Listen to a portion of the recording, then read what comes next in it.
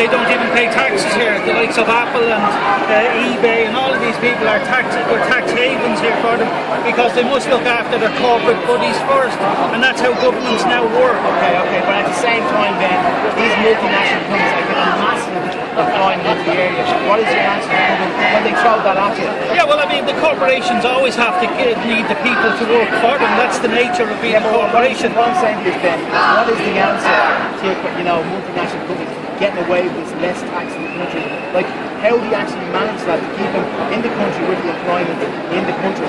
Because otherwise they must be there. Well, no, I heard this that they say they move on. They can't move on. Everybody here needs a mobile phone, although Joan Brutal said we shouldn't have one. But everybody will have to have a phone. Everybody has to have shoes. So the multinationals come here because they're profit driven. There's no way multinationals won't come here. So that's a red herring. There's money here, so they'll come here. They came for our oil. They came for our gas. They'll come for our water, and God knows what else they're going to come for. But at the same time, then coming back to the point, multinational companies are needed here in some ways. How do we actually get taxes down that the government can lessen the burden on the people? I mean, you have to just tax them the same way they're taxed everywhere else. You see the English giving out about Ireland being a tax haven, and the same as America give out about Ireland being a tax haven. You tax them fairly like you tax everybody else. But we've already paid for water 7 times over. People say, shouldn't you pay for water? Of course you should pay for water, and we have done, and we've paid it 7 times over. But when is enough enough?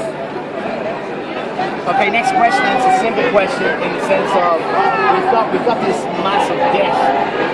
Troika are sort of literally controlling our country, telling us what we can do.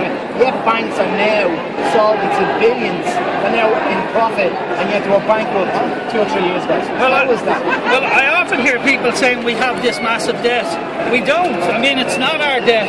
This was gamblers who lost on a stock exchange, and then the debt was put onto us. So it's not actually our debt; it's their debt.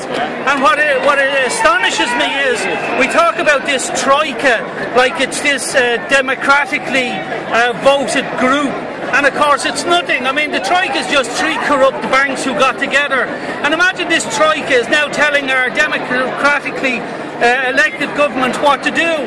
The bankers are telling us you must tax the people for water. The very people that bailed them out in the first place. The mind boggles. So, okay, Ben, the last question to you today. Is it the way, you said it before, is it the way forward like Iceland? They actually burned all the bondholders. They gave the power back to the people and they put them back into driving their country. Yeah, of course. That's why you'll never hear of Iceland on RT News. It's like Iceland fell off the planet. What Iceland did was they jailed the bankers and bailed out the people, and that was a much better thing to do.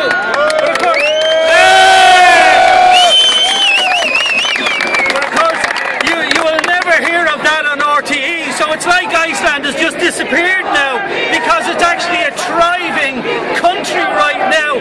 And remember, what have they got? Fish. That's all they have. Oh, don't mention the fish. We gave that away too, didn't we? Well done, man.